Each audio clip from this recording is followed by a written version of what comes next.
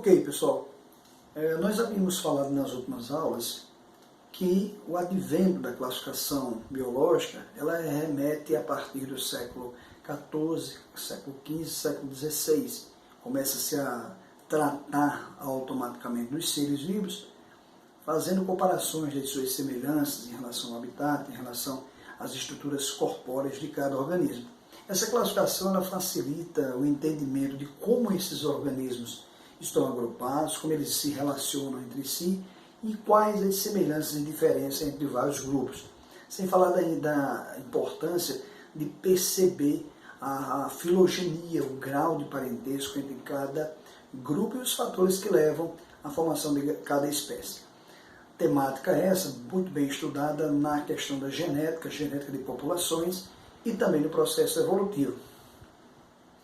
Com o advento do período do Renascimento, já no início do século XIV, XV, XVI, essas classificações começam a ficar evidenciadas, a grande maioria usando aqueles princípios que eu contei na última aula, que é o sistema de classificação artificial. Mas a partir de agora nós passaremos a conversar com vocês sobre um grande naturalista, um grande pesquisador que no início do século XVIII revolucionou a história da classificação biológica. A temática que ele impõe ao meio de classificação nós utilizamos até hoje. Tá? E esse pesquisador é um naturalista sueco chamado de Carl von Linné. Tá? A pronúncia aqui é Carl von Linné, que viveu de 1707 a 1778, e ele, inclusive, gostava de assinar o seu nome, tá? Desta forma, que é uma forma latinizada, já utilizando como o princípio básico da sua classificação, o nome científico de cada indivíduo. Aqui no português, aqui no Brasil principalmente, ele é conhecido como Linné. O sistema de classificação de Linné é muito fantástico. Até hoje utilizamos esse sistema. Apesar de, nesses últimos anos, ter passado por várias transformações e adequações ao que nós utilizamos hoje para a classificação biológica das espécies. O Linné era um naturalista sueco e a sua principal obra ela ganha força em 1758, lá depois da sua 10ª edição já. Mas a primeira edição foi efetuada no ano de 1775. E o nome dessa obra chama-se Sistema Natural. O Linné evidencia que os organismos eles podem ser comparados por estruturas físicas, a morfologia de cada indivíduo, a fisiologia e a estrutura corporal. O Linné ele chama a atenção das suas pesquisas porque ele era um cara fixista e criacionista. Ou seja, ele sabia que as espécies existiam, mas acreditava que elas tinham surgido no planeta por ordem divina. E sendo um fixista, ele não acreditava no processo evolutivo. Ele estava ali para classificar as espécies pelo grau de parentesco, obviamente, e, consequentemente, pela estrutura física, não levando em consideração que essas espécies poderiam sofrer mutações e sofrer evolução ao longo da existência. Então, o Linné, além de criacionista, era fixista.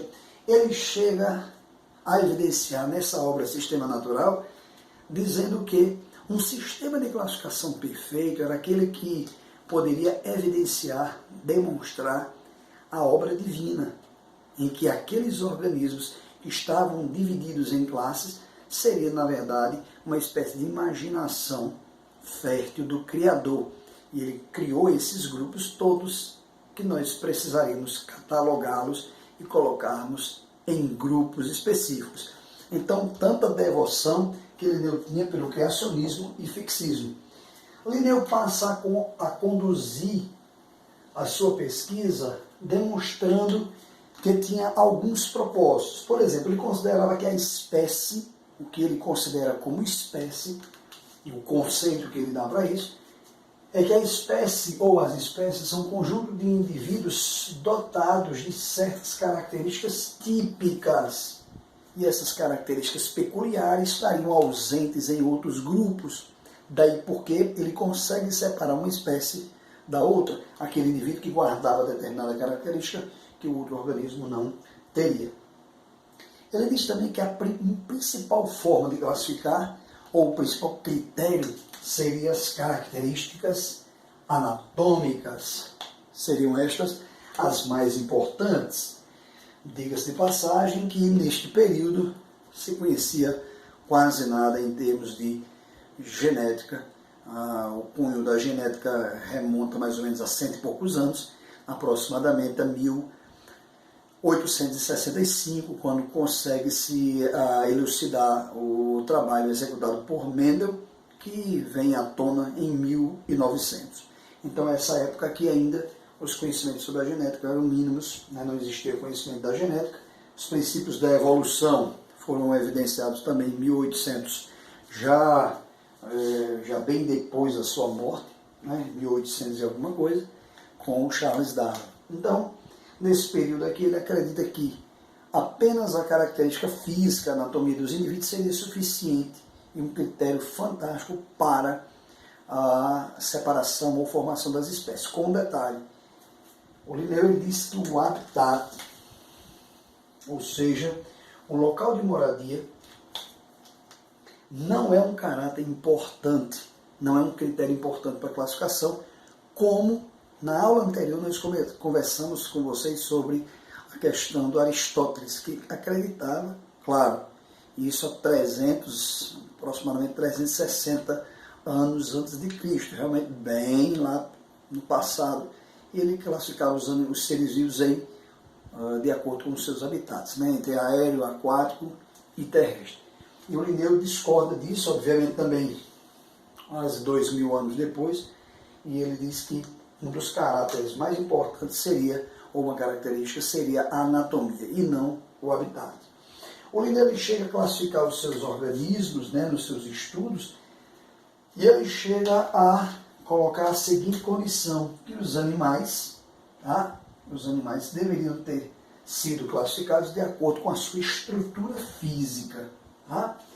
As plantas da mesma forma, só que as plantas eram classificadas de acordo com a forma de frutos e flores e também a presença ou ausência desses órgãos reprodutores, como é o caso das flores, e o fruto da reprodução, que é o próprio fruto e a semente. Então, o Linneu chega a classificar animais e plantas única e exclusivamente utilizando o comparativo entre as suas estruturas.